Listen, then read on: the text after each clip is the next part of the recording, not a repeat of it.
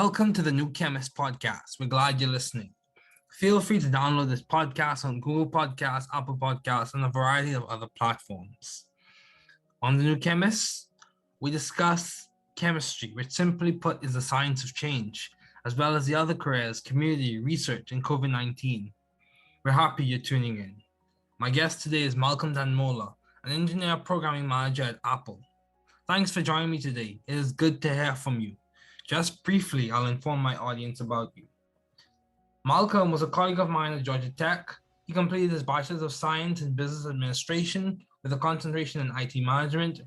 He was active in Georgia Tech Student Ambassadors, Student Alumni Association, NESB Conference Planning Chair, Vice President of Alpha Phi Alpha Fraternity Incorporated, and NPHC Vice President of Internal Affairs.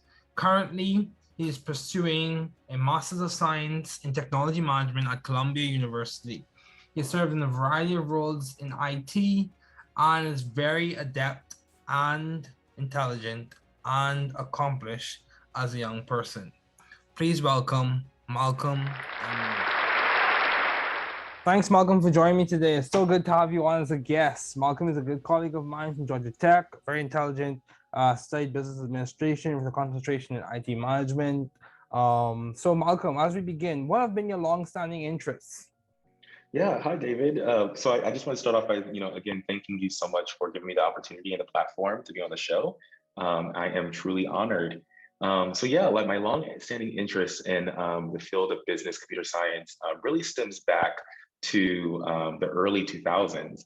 At that moment, as a child, I loved everything about Steve Jobs. I know I worked for Apple, but I was one of those fanboys back then that literally loved everything that he was doing at the time, the creation of the iPod, the creation of iTunes, and then really just changing the game when it comes to how people are listening to music. I think, the biggest impact that he had on my life was pretty much the intersection of music and technology, because they kind of go hand in hand, that was at a time when Napster was, doing their thing, and, everybody was kind of, into a lot of illegal kind of ways of listening to music, but he found a way to kind of bring it to the table in an easy way as well. And that really spoke to me a lot. And I talk about music, David, because I actually played trumpet for 12 years. And I was also drum major in my high school band. And so music has always been a part of my life. So my main longstanding interest, has always been music and technology. And I thank Georgia Tech for kind of giving me that space, because the good part about the Scheller College of Business was that it sits, of course, in Tech Square. So it's kind of the, the best of both worlds. You are at the intersection of not only business, but also technology at one of the world's most, remarkable engineering schools. It's the truth. Like, once you realize that, you can't have technology without business, and, the other way around as well, I think that's really where you start, kind of impacting organizations and adding value in everything you do. So, I think, and right now, it kind of led me, my passions from, my childhood led me to my current role, which is an engineering program manager at Apple, specifically with Apple Fitness Plus, because again, you cannot work out without music. If you work out without music, let me know. Yeah, I work out with music all the time. Yeah, definitely. Like, while you're on the bench press, you're listening to that great song. Same thing with while you're running, you're listening to something that can, match your energy at the time. So still, again, like, I'm finding that those longstanding interests that I had as a child are now kind of coming into fruition. And I'm still trying to hone in on that, to find out, how I can still impact change in the intersection of music, technology, and business. Okay, that's good. That's good. So yeah, man, that sounds good. So you talk about adding value, and along the lines of adding value and keeping the big picture in mind with your career and your life. How do you maintain view of the big picture in your life and in your career in general? Yeah, definitely. So I think the biggest thing that people kind of, I guess, make a mistake on in life, kind of, is that they're chasing something that they're really not passionate about, right?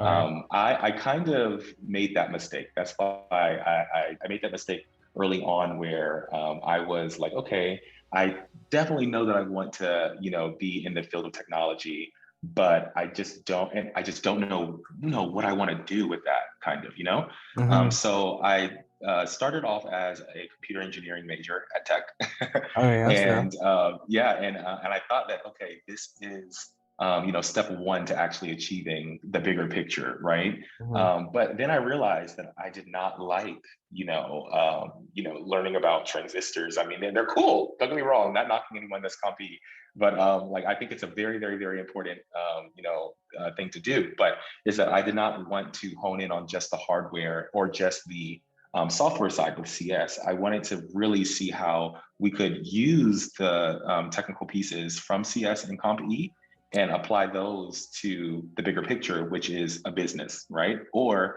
my entrepreneurial spirit that I hope to tap into one day, Okay. So I think really once I found out, early on at Georgia Tech that, I really need to be a business student that focuses on technology and CS, for example. Mm-hmm. I think that's when I really started to hone in on I feel like my purpose kind of, and Oh, that's what wow. led me, yeah, that's what led me to Chevron at the time, where I was a business analyst, Mm-hmm. also an IT infrastructure analyst as well in Houston in California.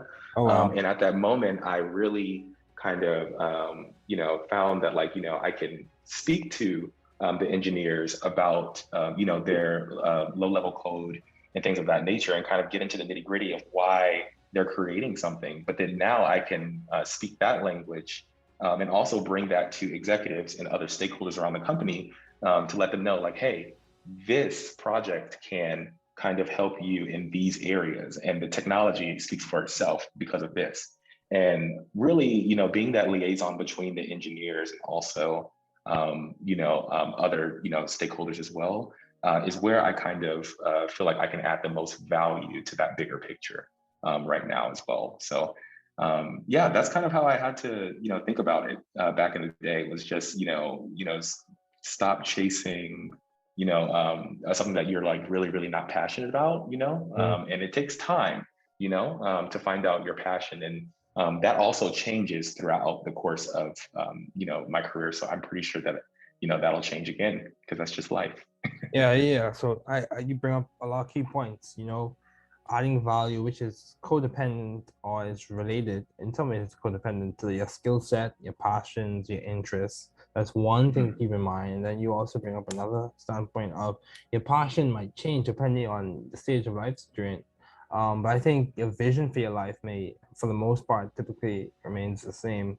Yeah, Yeah, your for passion or sure. your interests at that particular on this particular subset or career or area may change, but your vision for your life, whether you want to make an impact using this type of platform or make an impact using this type of information, I think that may remain the same. But yeah, dude, that's an interesting point. So you talk about Yeah. adding value. How have you been adaptive and creative in the field of business? So you're working in IT, you're working in business, you're working in a burgeoning, I would say in certain ways, it's exploding with creativity.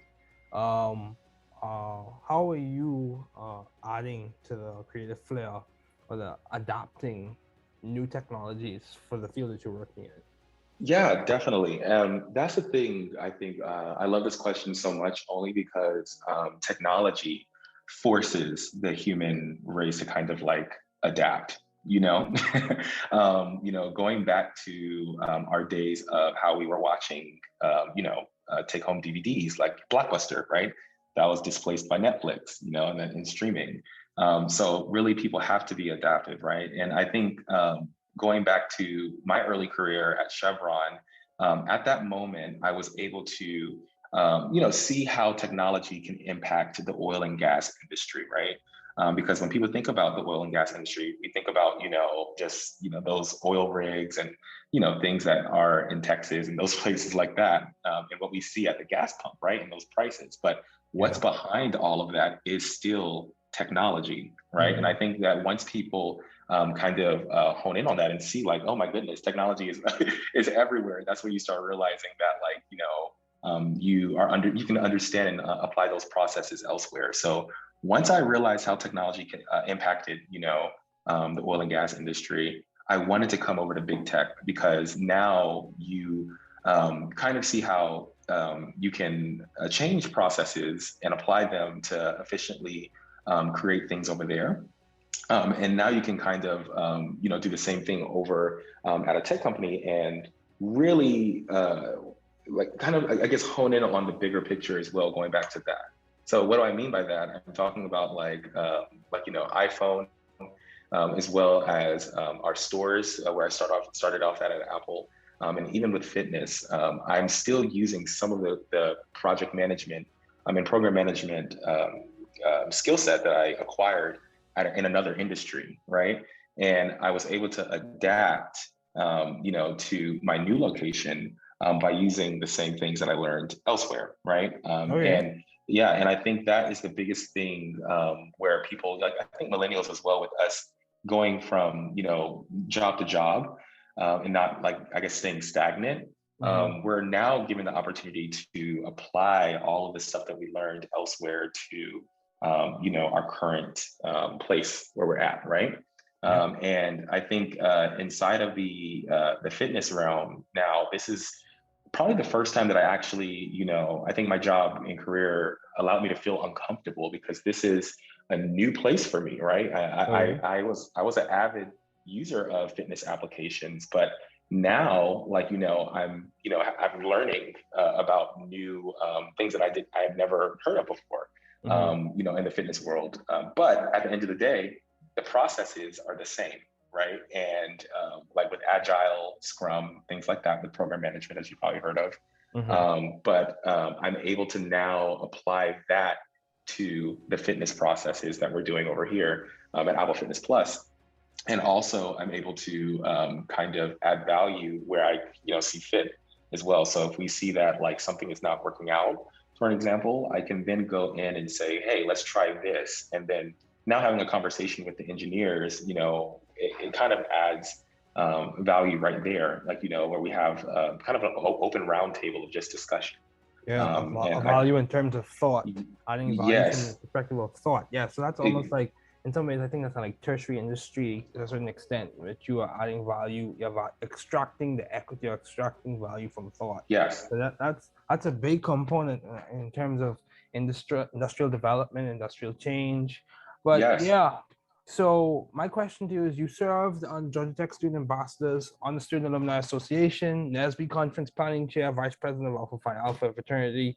You've done a lot of things and you've accomplished a good bit for a young person. So my question to you is, how have you sought or found the right environment for you to thrive intellectually or academically? So how did you find those environments? Because you now headed to Columbia for a master's, Columbia University, Ivy League, in New York, for a Master of Science in Technology Management. How have you found those environments? Yeah, definitely. So as you know, David, Georgia Tech, we have so many clubs. Yeah, we do. Yeah, so many clubs, so many organizations, and you kind of, as soon as you get on campus, it's easy to get overwhelmed, right? But I think the biggest thing for me personally was, as soon as I got to Georgia Tech, I saw a lot of Black greatness immediately. Yeah, as soon as I got to Georgia Tech. I completely agree, dude. Yes. Exactly. It's still replaying in my mind, to be honest with you. Exactly. We were really, it took me blessed. A second. It took me, yeah. We were blessed. And I think it took me to kind of leave Georgia Tech to realize and talk to other students around the nation, especially at NSBE, that Georgia Tech is different, and we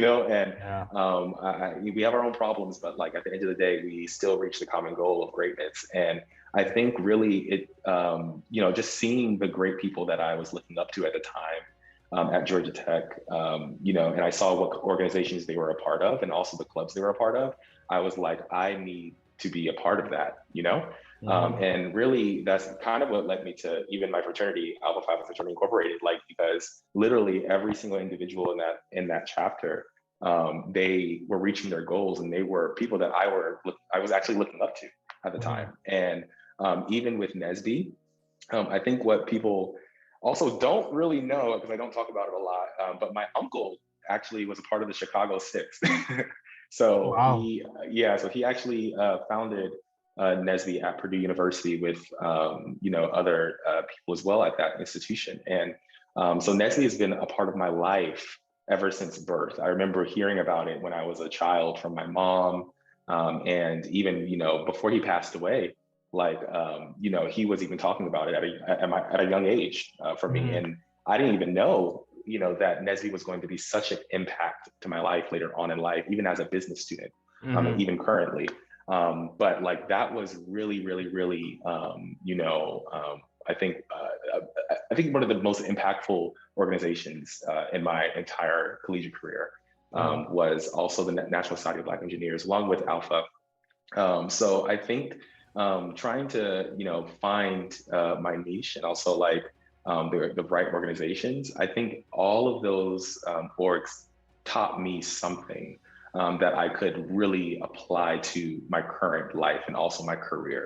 And even the networking aspect of it, you just never know who you're going to meet 10 years from down the road, or even just a few days after graduation. Like, I was meeting people that, were like, oh yeah, I was an ambassador. They were like, I was an ambassador back in, 2010, like, let's get lunch, like, it's like, Mhm. Yeah, what? let's get lunch, man. Let's get lunch. Yeah, let's get Yeah. lunch. And I'm like, cool. And then now I'm seeing like what that organization did for people, and did for that person at the time, Mhm. and how it's kind of, positively impacted their life too. And so I really think that at the time in college, I really wanted to make sure that I was, placing myself in areas that was going to be beneficial to my overall career and my overall success that I'll have when I look back at the age of 90, hopefully, God willing, Yeah. So yeah, definitely. That's good. So, Michael, another question for you. What has been your most, or what have been some of your most effective and impactful ideas to date? What would you say have been in your role that you play now, or even in your role in those extracurricular activities?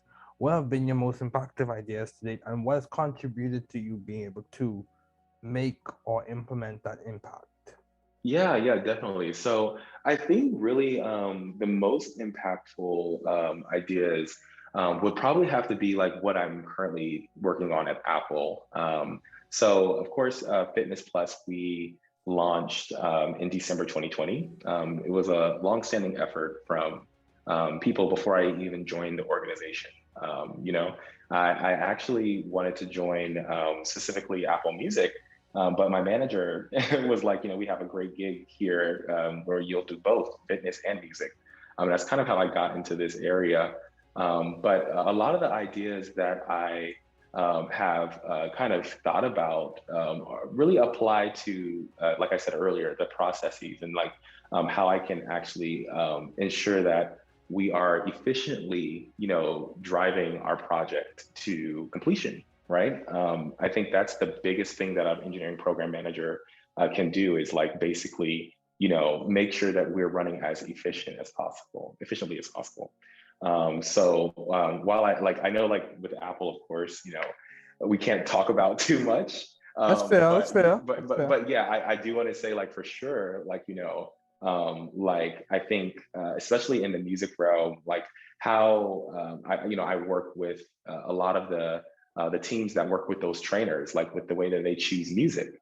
Mhm. Basically one of the tools that I support basically actually helps that trainer choose the songs that they want inside of a workout.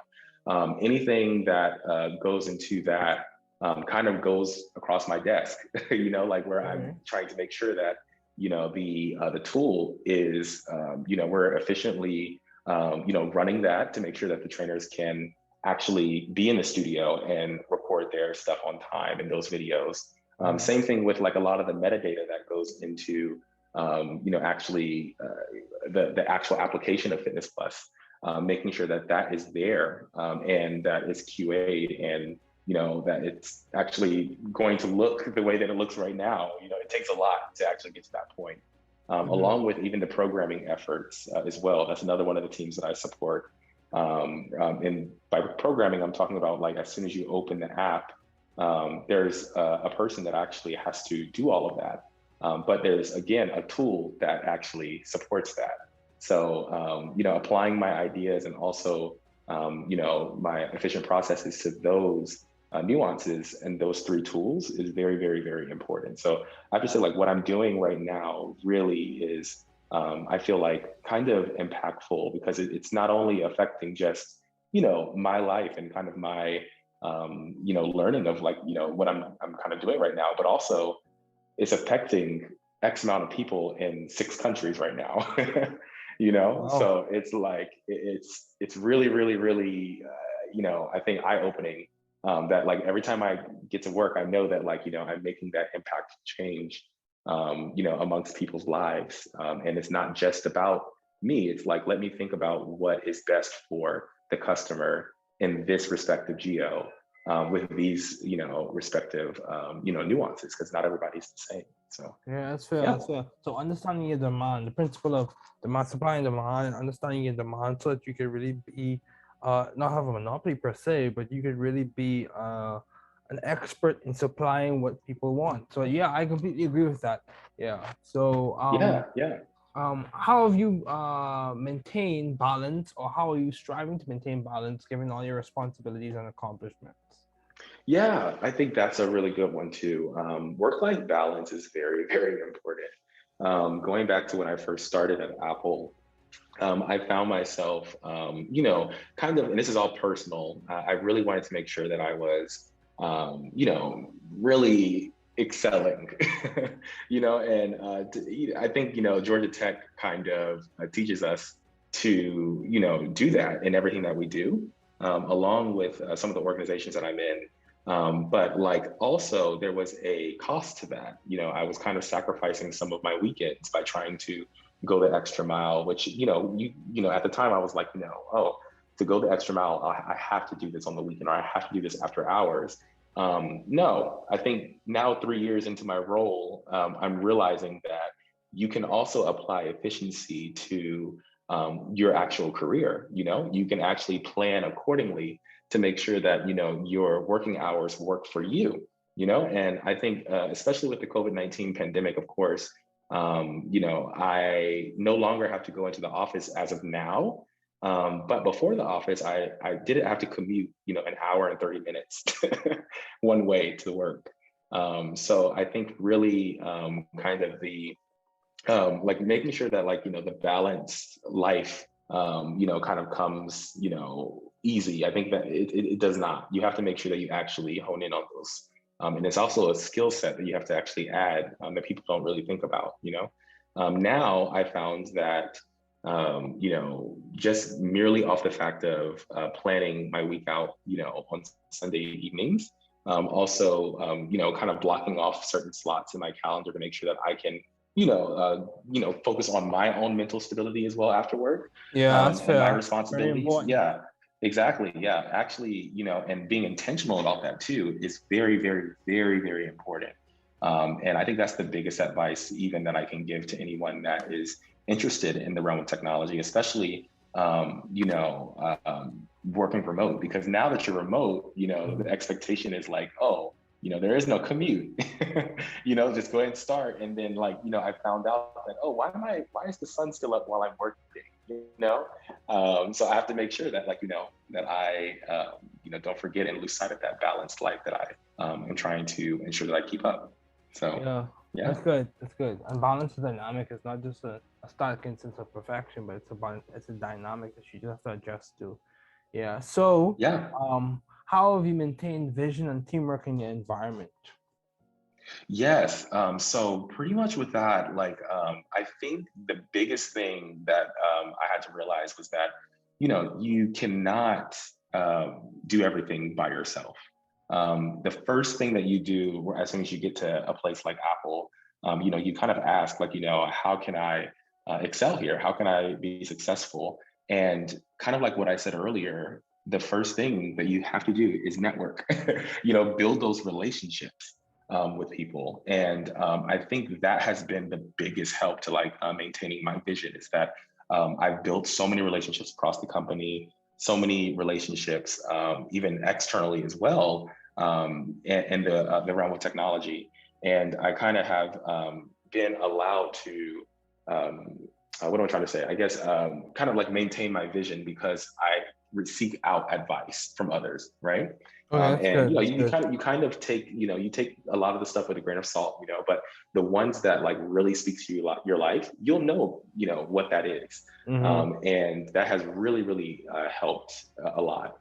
Even with teamwork right now, right now as an engineering program manager, everything I do is cross-functional. There's nothing that I do that I can literally say like I did this by myself. If anyone ever says that, it's like it's interesting, but at the same time, it's like, how did you do that? Let me know, because I literally have to work with everybody in these cross-functional teams to kind of reach a common goal. I can Yeah. still add value, but like at the end of the day, you have to really ensure that you seek out that help from other people, and also encourage other people to reach their common goals, or even like how we're maintaining the pace of a project, for Mm-hmm. example. Mm-hmm. It's not, if I'm the only person that knows the timeline, nothing's going to get done, right? But as Yeah. soon as I tell everybody about the timeline and they kind of tell me what their teams can do, now we're kind of like a well-running machine. Yeah, that's good. That's good. Yeah, and we finally can actually reach our common goal because you have other people too. I think that teamwork is very, very, very like big, I want to say, in my life, because you can't be anything without teamwork. Yeah, and the thing is, I think starting off at Georgia Tech and you starting and finishing at Georgia Tech, we come to understand that teams play a big role when it comes to scientific innovation, when it comes to scientific problems, and also when it comes to classwork too. So, Yes. yeah, Oh my God. plays Yes. a huge role, very big Exactly. role. Literally. Yeah. And I want to say for sure, David, like back in college at Scheller, I literally always asked, why are we working in groups so much? I was like, oh my God, I'm so tired of this. But I'm very thankful now, looking back 3 years, that they really allowed us to do that, because that's all you do. Like In in real your life, career, yeah, you're working in real life, no matter if you're in technology, finance, or consulting. Kind of the consultants always talk about like, when they're looking for other people and to join their company, do I feel like I want to go get drinks with you, after yeah. work? It's like, it's big, because at the end of the day, we're around each other so much. And it's like that even at Apple. It's like, you have to work as a team to get the job done. So yeah, I really do thank my background for that one, for sure. Yeah, that's good. Yeah, so why did you choose business? Why did you choose technology management as a field to do your graduate studies in at Columbia? Yeah, definitely. So really, technology management, of course, that was my concentration at Scheller. And again, the reason why I chose Scheller was merely of the fact that it sat at the intersection of business and technology, right? Those two things, again, like I said, they go hand in hand. So today, like really, in like the highly competitive and global technology-based economy that we're in Mm-hmm. right now, Mm-hmm. like we really have to make sure that like these program managers, CTOs, CEOs, anyone that has some sort of stake in technology, has those key strategic and tactical skills Mm-hmm. necessary to drive like organizational performance through, the use of anything, the use of technology, just to make sure that they're leaders in the field. Because, when you kind of create something in technology, again, like I said earlier, you're impacting not only yourself, but you're potentially impacting a lot of people, right? Mm-hmm. Even from the small, people kind of don't even think about the notifications, the push notifications they get on their phone, but that push notification has a psychological effect It on does. people. It, It it really does. does. Yeah, It does. it's very granular, right? And I think that I'm very, very excited to kind of go to a school like Columbia that actually invented the laser, or the first place to kind of find plate tectonics, for example, through the use of technology, Mm-hmm. and learn from those professors, to kind of, I guess what I'm trying to say, like, I guess learn how to leverage technology as a driver for business process innovation and improvement anywhere. right? So That's good. yeah, and I know that right now, at Apple, I see, how, the executives, how long they've been there, and, how they have been able to be a driver for their specific roles. I want to do the same thing. I want to learn how to, enhance business performance through growth. I want to learn how to, kind of adapt and accelerate technologies impact on individuals as well. And I want to do that by learning with other people, and the 30 people in my cohort. Same thing with the like in-depth esteemed faculty as well. I want to learn from them as well. And I think kind of one of the main projects that I'm really excited about kind of doing is kind of focusing on algorithm implicit bias. Right now, for example, in the world of technology, a lot of the algorithms are created by white individuals, right? And I think that people kind of think of unconscious bias as something that a human does, just, unconsciously, like, you don't know that you're doing it, right? But how does that have an effect on the algorithms that we're creating, I'm very, very excited to kind of hone in on that a little bit, just to do more research and find out about how we can ensure that we, stop this and that we kind of correct and rectify this issue before it becomes something that is, spun out of control. Right now, I do think that we can course correct, but if we don't course correct, it can get really bad. So That's fair. Yeah, really, really excited about that. Yeah, man, that sounds good. And as you conclude, what has been some of the most beneficial advice you have received? Yes. So the most beneficial advice I've received. Ooh, let's see. I think that would have to be just going back to what I was saying, building relationships. I wish I could give you something else, but like that truly has been profound in my life. Because literally you don't know what you what the impact will be from somebody until it actually happens later on in the timeline of your life, right? I agree. Yeah, and really, I think that has happened over and over and over again, where somebody has told me something, and then I didn't understand it then, but just go a few more steps in your career, and you see it plain as day, and how, had you not listened to that advice, you could have, gone down the wrong, spiral, right? So I think really like building relationships has to be one of the biggest pieces of advice that I received at the time from my mentor at Apple. And that has helped me in every facet of my life, professionally and also personally too. So yeah. That's good. Yeah, relationships are very important because at the end of the day, people are the drivers of a lot of decisions that we deal with on a day-to-day basis. Exactly. And one more thing also, David, I want to mention is that a lot of the stuff that I've done as well, I've had to try twice. I know a lot of people that kind of give up, off the first try, and like I'm telling you, like whoever's listening to this right now, please do not give up on your dream, because literally that bright idea that you have could impact millions and billions of people. But if you give up at this very moment, you will not, see the light at the end of the tunnel. Even Georgia Tech, I had to apply to Georgia Tech twice. Columbia, I applied to Columbia in 2014. I was denied. And then I applied later on in life and I was accepted. So it really, goes to show, if you do try again, it will happen. Same thing with Apple. I was denied from an internship, but ended up working for them full time. So I think that's another piece of advice is just do not give up. Yeah, do not give up. As cliche as it sounds, don't give up. Yeah, and this is the thing, I'll share some more about my story. I appreciate you saying that on this show.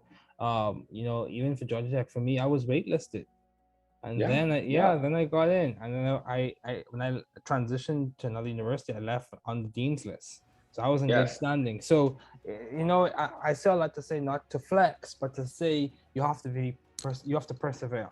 And I know it may be hard for a lot of people. I know it's hard for a lot of people now. given COVID, Right, given the exactly. losses, given the climate, the political, geopolitical, social climate. But you Yes, have to, whether it's a belief system, whether it's a value system, whether it's the people around you, you have to find something to hold on to, and you have to persevere. Because at the end of yes, the day, agreed. I think I don't think I think in the long arc of history and the long arc of the what that relates to the narrative of our lives, I honestly do believe that there's a positive that can come about. So Yes, yeah, agreed. and of course that may Totally be agreed. based Well said. that may be based in my faith system, which I think is an anchor and a root system for me in many ways. Same. Yeah, but Yeah. Malcolm, it's so good to have you as a guest. I think this was a really good conversation, and I'm glad you were able to take the time out of your schedule to join me today. Yes. Thank you so much, David. Thanks for listening. We're glad you were able to tune into this podcast.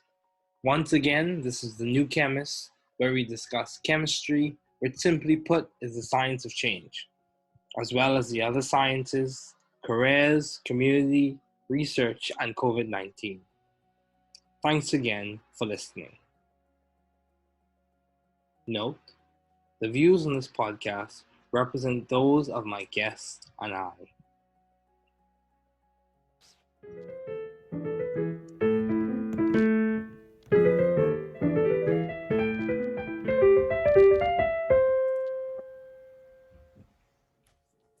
Welcome to The New Chemist. We're glad you're listening.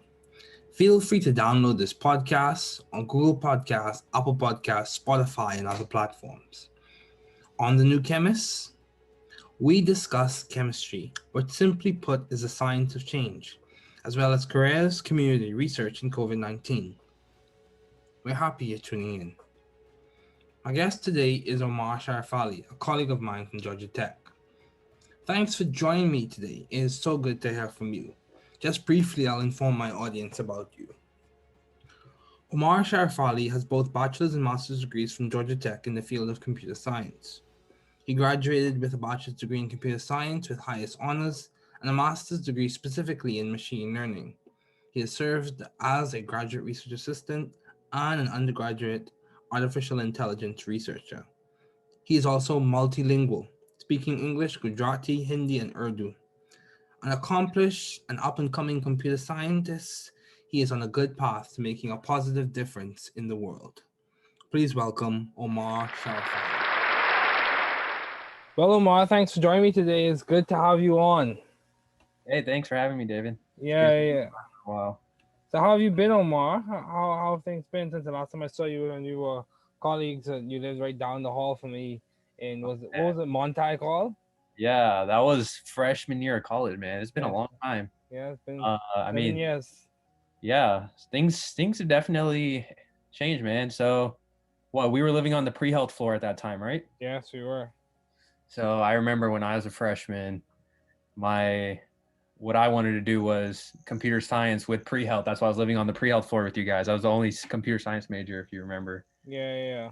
So, I mean, after finishing school and during school, I didn't really think there was like a good combination of the two, like computer science and health medicine type fields. Mm-hmm. But yeah, with my new job that I just started, like, I'm happy I finally found that mix because it took me a while, right? Like, so it's been 7 years since freshman year. I didn't find any type of role like that, honestly. So, I just started this January. So 6 years from freshman year, when I first had that original vision in my head, it finally actualized, manifested. Yeah. Yeah, that's a good one. Yeah, certain flames don't die usually. So, getting started, what have been your long-standing interests in the field of computer science? It seems like you hinted at them through the period.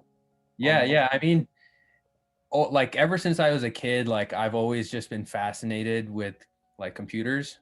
Just like there's just so much you can do on a computer, whether it's like, playing video games, writing software, just browsing the internet. Like it's just like a whole wealth of information, right? So I think for me, like I just got interested at a young age. Like I used to, like, how it is now today where you see like kids always on their phone. Well, like I guess I was like one of those first types of kids, but it was like, you know, technology obviously wasn't that to the extent it is at now when I was here, but I definitely had some influence, right? Like I had a laptop as like an early teenager. Okay.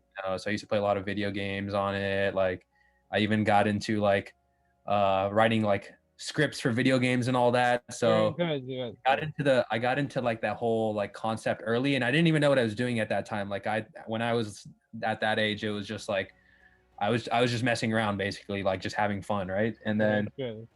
you know, as I got older, I was coming around for like end of high school, college time, and like I didn't really know computer science was a field, but like as I was introduced to it, I was like, oh, okay, like this is basically like what I've always been interested in, like as a field, right? So after getting introduced to that concept, like I was able to like kind of channel my energy towards it.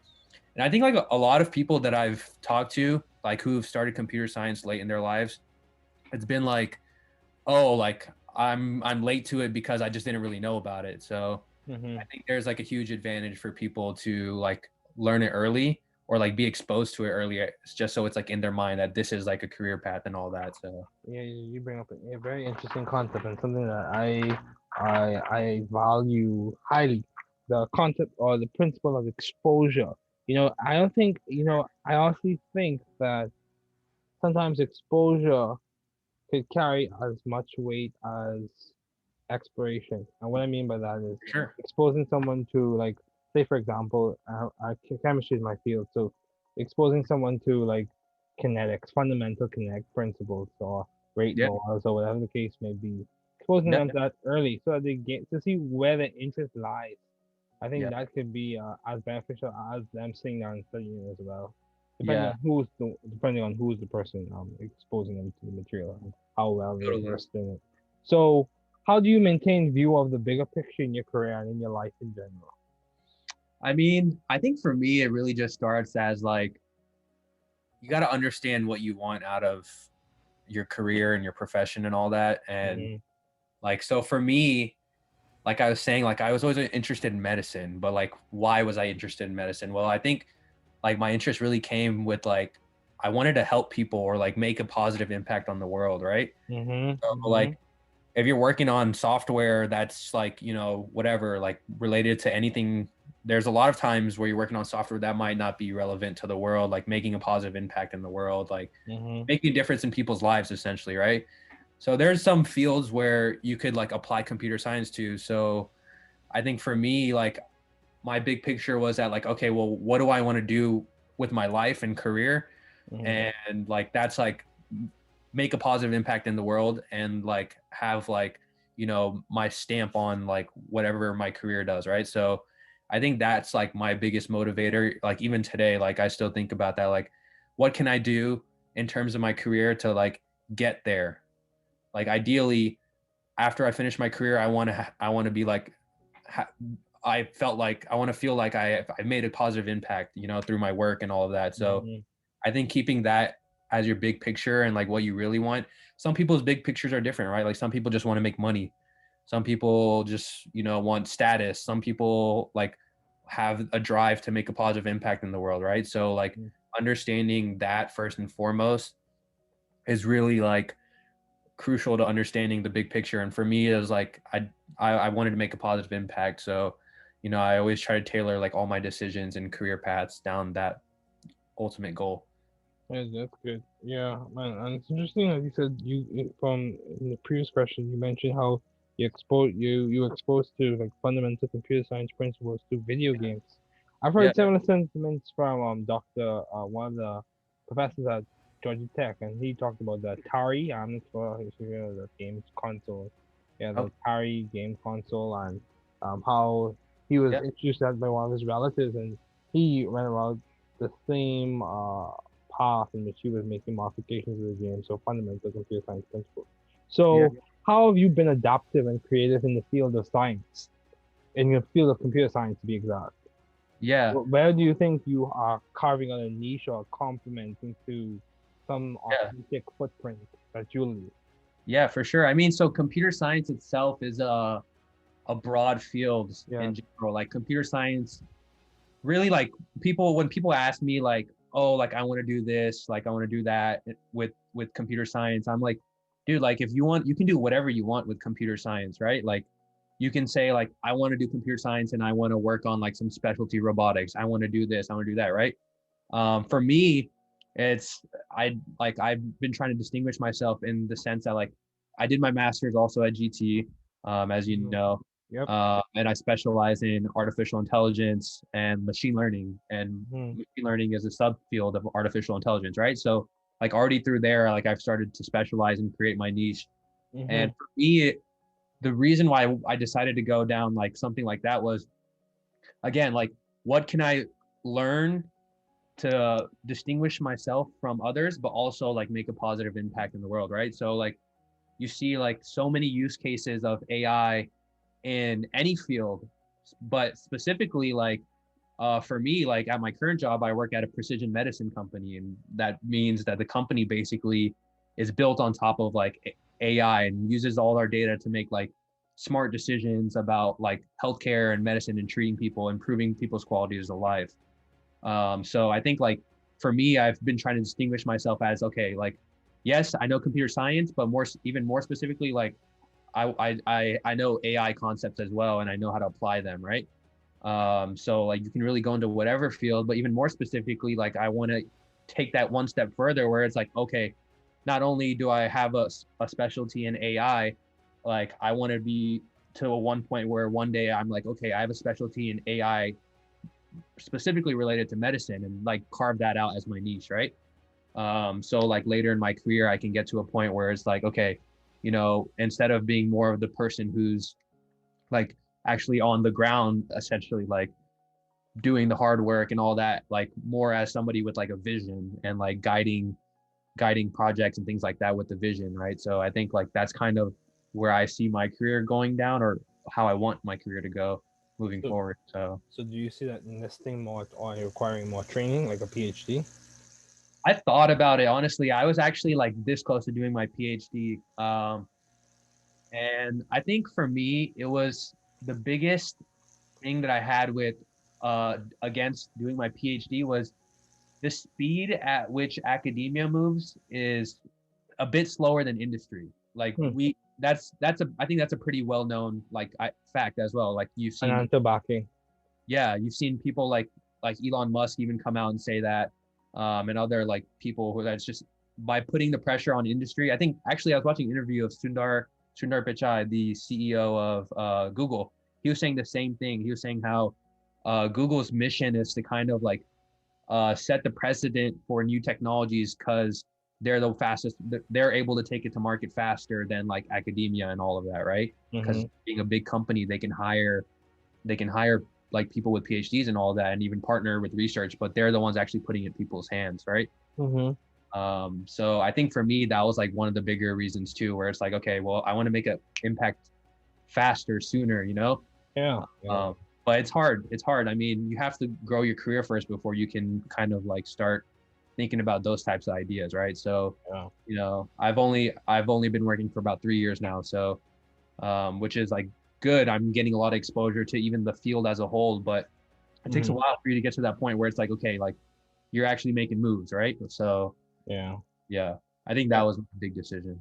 Yeah. So it's interesting that you said that because in terms of industry, many academic labs are funded by different companies. So yeah, Yeah. that's very true. Like Novartis and um Pfizer, whatever the case may be. Yeah, they are funded by those pharmaceutical companies are funded by those large industries. Yeah. It Yeah. makes sense. It makes a lot of sense. So you studied at Georgia Tech. You worked with different companies. How have you sort of found the right environment for you to thrive scientifically and intellectually? Yeah. Would you say I you think, found that environment, Omar?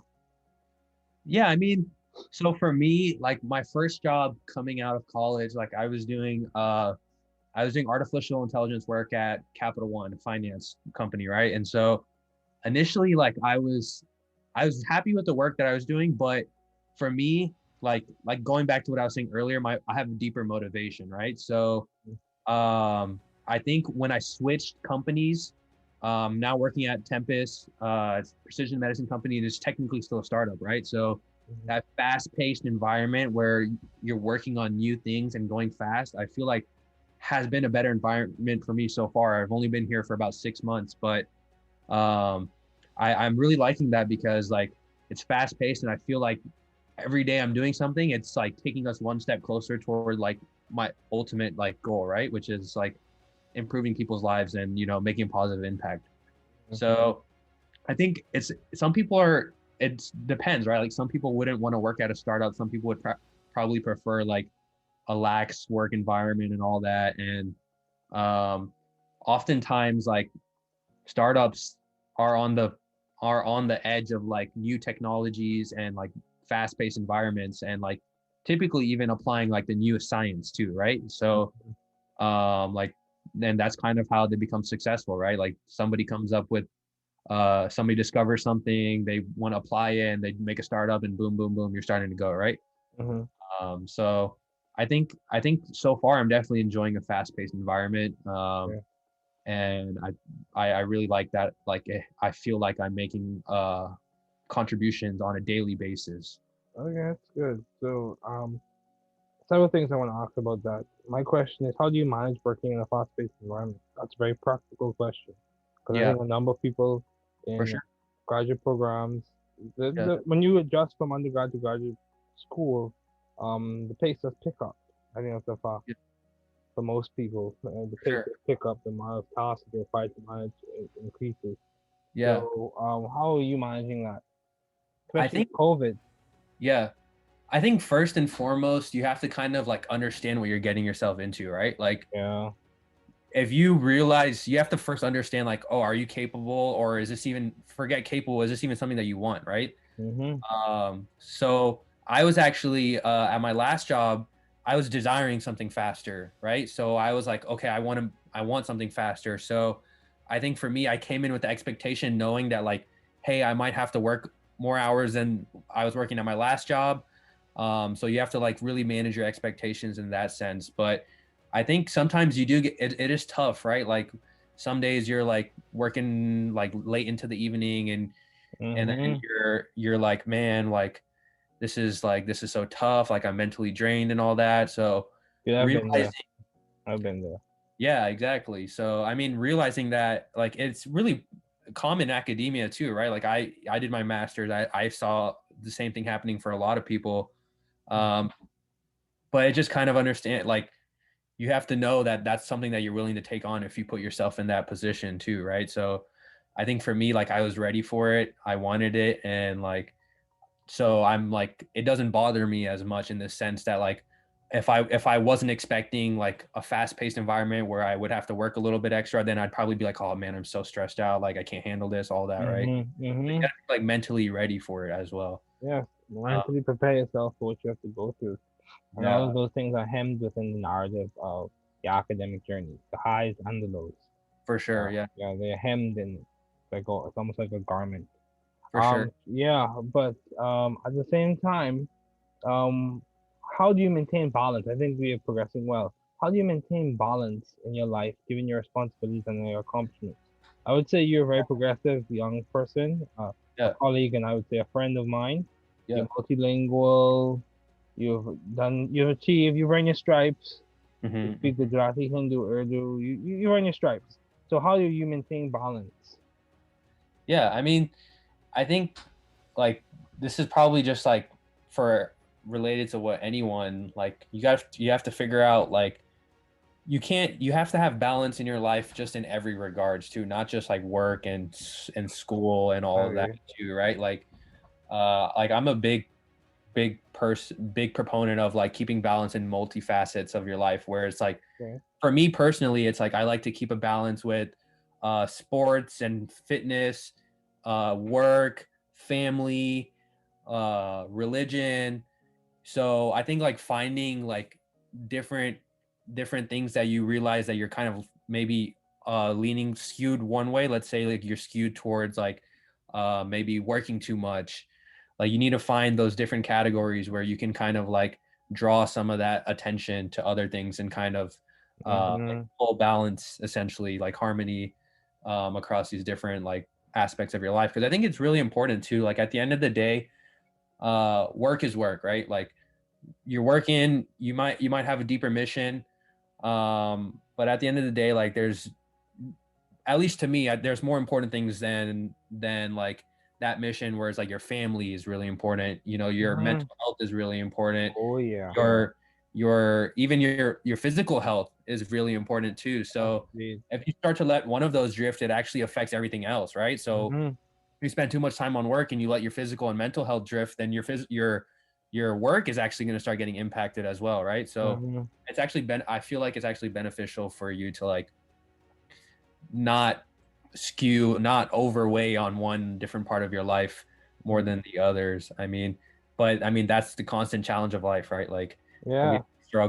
we all struggle with keeping balance with different things. Yeah.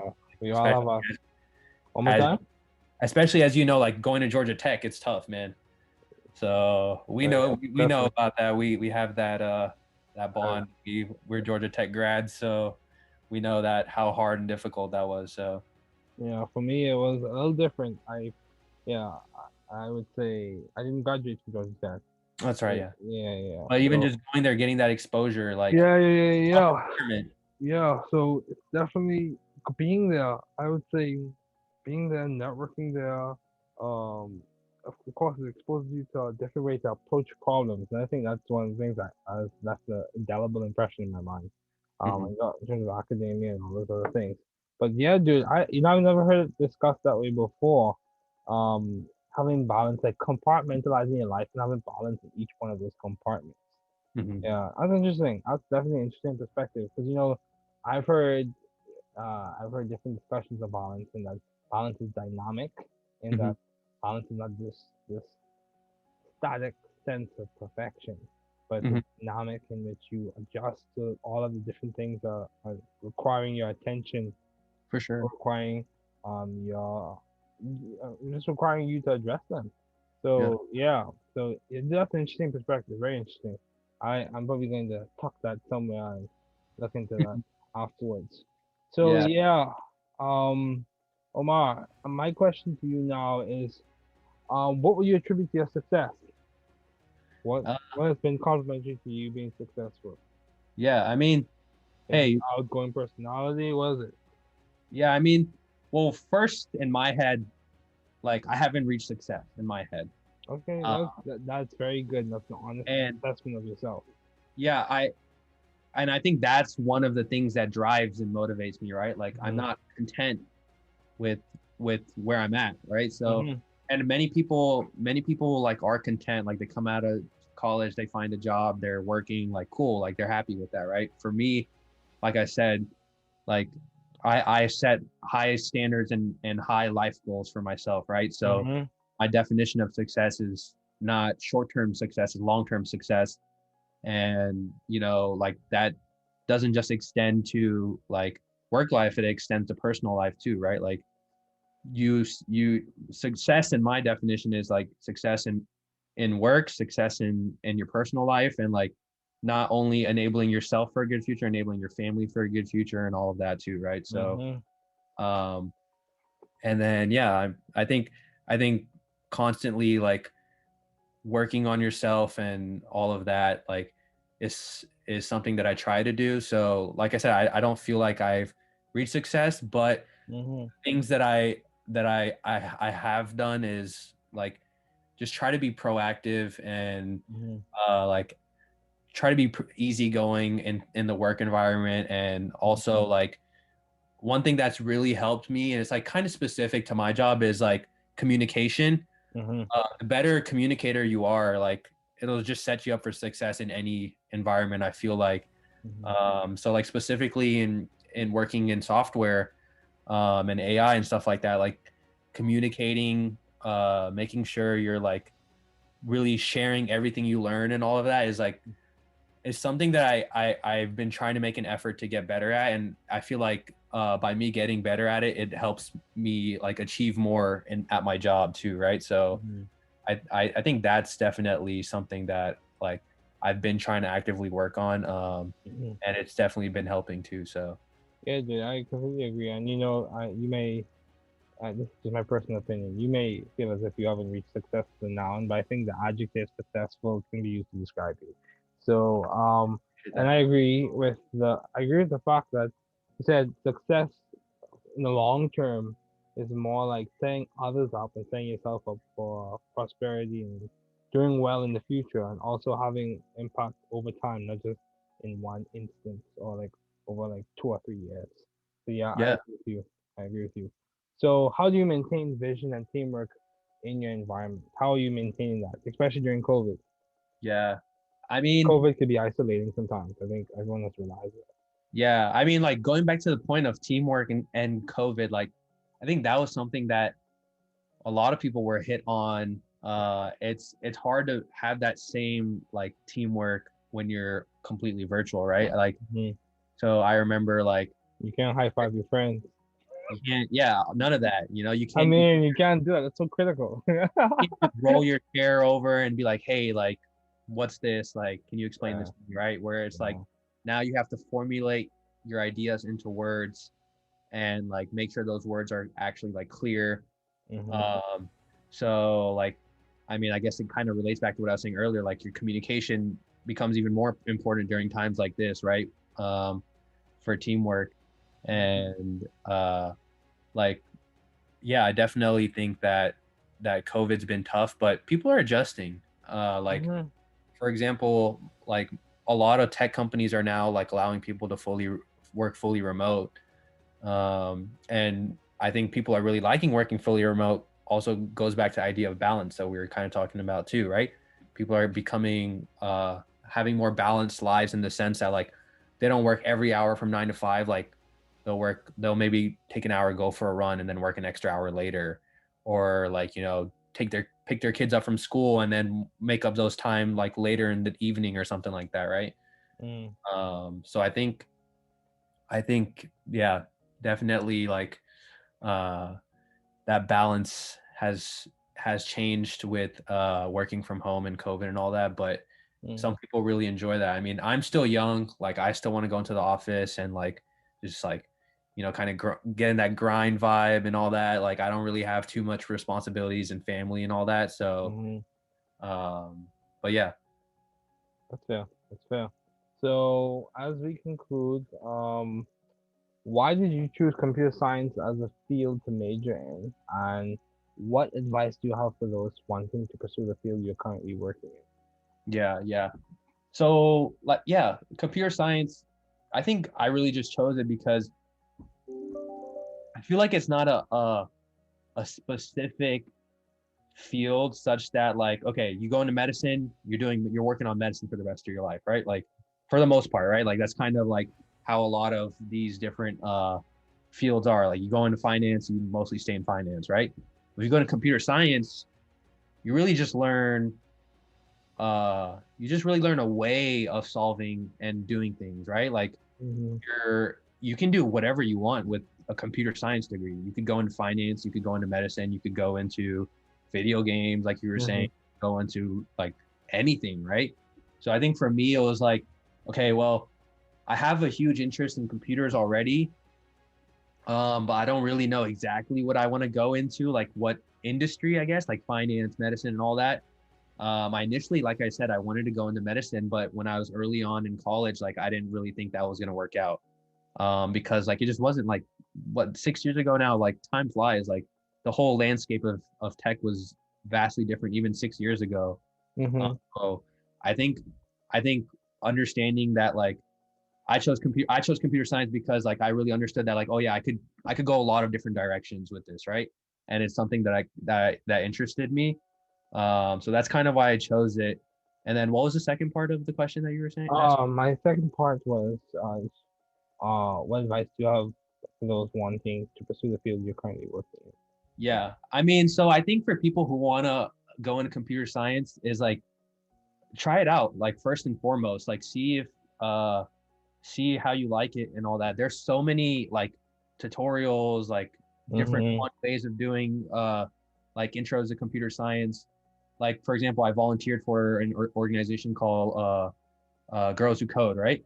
And basically like the whole point of the organization is to like increase exposure to like young girls to computer science, just so they can like even get the idea in their head. Okay, this is what computer science is. Maybe I want to go into it, right? Mm-hmm. So, like exposing yourself just to the concept first and foremost is like obviously the best way. Kind of like what we were saying earlier. Like you need to really like understand what it is, and like if some people's like some people don't think in the way that would make sense for going to computer science. Like I've met some of my cousins who were like tried going to computer science and they're like, yeah, I just feel like my brain just doesn't like formulate like thoughts and stuff like that, like putting it into code and all that. But a lot of people can like really easily pick it up. So I think trying it out, and there's like a number of different ways to try it out. Like you could, if you're interested in sports, there's something you could do for sports, like just for fun, right? Like you could download some sports data and like try to manipulate that data and like whatever, right? Like you can get exposure that way, or you can follow a tutorial on how to make a game. Like you can, making a game is like there's software that you could use to easily make it. Like for example, I know Jupyter like notebooks. yeah, you can do Jupyter notebooks. I know a 13-year-old who made a game. Wow. Because he just got curious, like he wanted to make a game. He like found out how to do it. He found a tutorial and he made a game, right? And now he wants to go into computer science, right? Yeah, swirl. Huh? Swirl for R. Swirl yeah. Yeah, there's so many different things. Like a lot of people are getting exposed to it in grad school for a variety of different things because like, you need it for a lot of different fields as well, right? So it gives you more prowess. Yeah, more exactly. Prowess. So I think it's more of like it's a tool that anyone could really use in any field. Like whether even forget like, okay, maybe you don't want to like go specialize in it. You don't want that to be your major, but you can still benefit from having that knowledge. Like in fact, like I know a number of my friends who are at engineers, and they're like, oh yeah, like when I was interviewing, they asked me if I knew like how to code or anything like that, right? So just like try it out. At the worst, like you can say that, okay, yeah, I kind of know how to code. Like I went through a tutorial, something like that. So I think that's my advice. And then there's also a lot of subfields for computer science. Like what I was mentioning earlier, if you're interested in sports, like you could do some data science. You could do data analytics. Like that's a specific field of computer science that's honestly today it's pretty easy to get into. Like you have a programming language called Python, super easy to use. Very powerful. Very powerful. Like I use it every day at my work. That's our main programming language. And like that's also the main programming language that a lot of people first learn, right? So like, I think that could give confidence to people hearing like, okay, like a professional like me uses Python every day at their job, and it's also the easiest one to learn, right? So I think that today and tomorrow and next week, it's only going to get easier and easier to learn how to code and like get exposed to it. So yeah, I agree. So what is the most beneficial advice you have received as we conclude? What is the most beneficial advice you have received? If you had to like sum it down to like 2 or 3 statements. Yeah. Oh, that's a tough one, man. Yeah. I'm sure you're up to it. Yeah. Best advice that I've ever received. I think.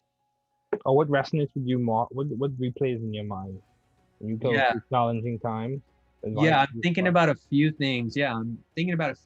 But I think for me, some of the best advice that I've received, and like, I don't want to be repetitive, but it's like figuring out your long-term vision. Like, I think like early on, like what I was saying earlier, I realized that I wanted to like make my long-term vision be like, okay, I want to have a positive impact on the world, right?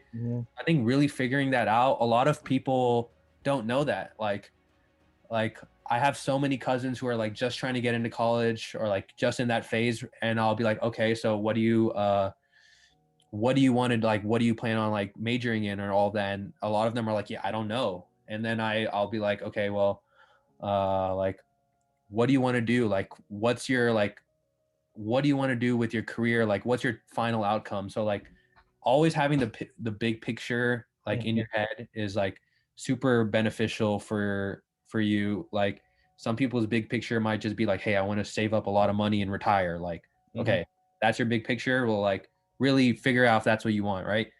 So I think really figuring out what you want from your like career and even more deeper than that, like your life.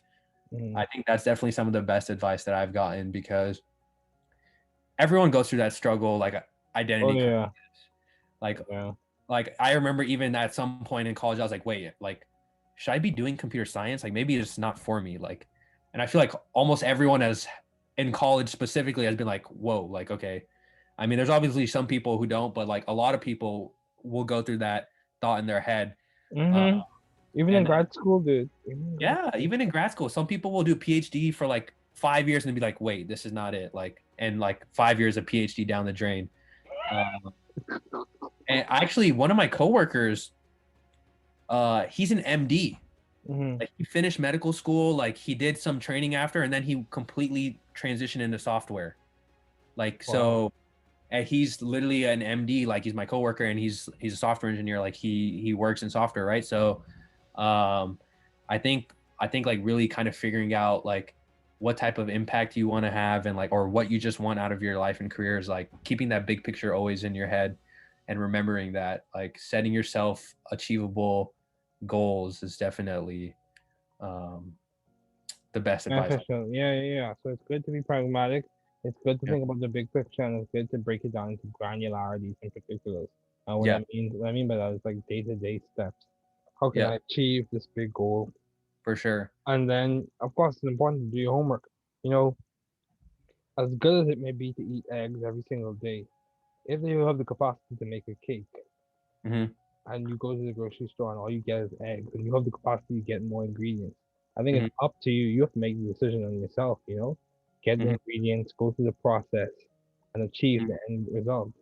So, yeah, of course, there's a degree of serendipity or favor or blessing or whatever you may want to describe it as that goes into the journey. But at the end of the day, work is very important. And, you know, yes, we all have our different struggles, and yes, we all have our different challenges that are woven into the narrative of our lives.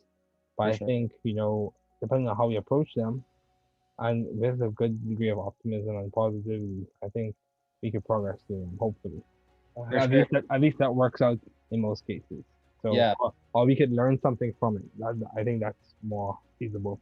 And I think even like you saying that, like another piece of really good advice that I've gotten, like even related to that, is like, don't get hung up on like setbacks, or like sometimes if you didn't get what you want, like who knows what's in store for you, man. There's only one person who knows what's in store for you. And I mean, it depends on what you believe in, all that, but hey, I personally believe that like everyone has something in store for them. And like sometimes people will get hung up on like the right now, like, oh, this didn't go the way that I wanted to. Like even relating it back to myself, like I didn't think I'd ever like make the transition back to like my original like desire in terms of like computer science and medicine, right? And like when I first experienced that, like, oh, like I went to freshman year career fair, and I talked to a number of different companies like who are like kind of related to like medicine. And I was like, hey, like, do you guys have openings for computer science majors? And every single one of them said no. Every one of them. I went to the pre-health career fair, and every single one of them said no. And like I searched for jobs and all that, and I just really didn't find any. And I was like, man, like maybe this isn't it for me. Like maybe this is just like not it. Like maybe I should like change gears and all that, right? But you know, like 6 years later, here I am right now, like an opportunity came for me, and like I'm back doing what I wanted to do. And so I think like always remembering that, like, you know, everyone has like a destiny, and like there's something, you have ups and downs in your lives, but like everything's supposed to happen for a reason too. Like, so yeah, I agree with that, and that comes to my faith background, but I agree that everyone's here for a reason. Everyone has intrinsic value, and they can complement the narrative of their own life and other people's lives as well. So yeah, man. But yeah, this is a really good discussion, and it's really good to hear from you, Omar. Thanks for joining me. Sure, it's good talking. Thanks for listening. We're glad you were able to tune into this podcast. Once again, this is The New Chemist, where we discuss chemistry, which simply put is the science of change, as well as the other sciences, careers, community, research, and COVID-19. Thanks again for listening. Note, the views on this podcast represent those of my guests and I.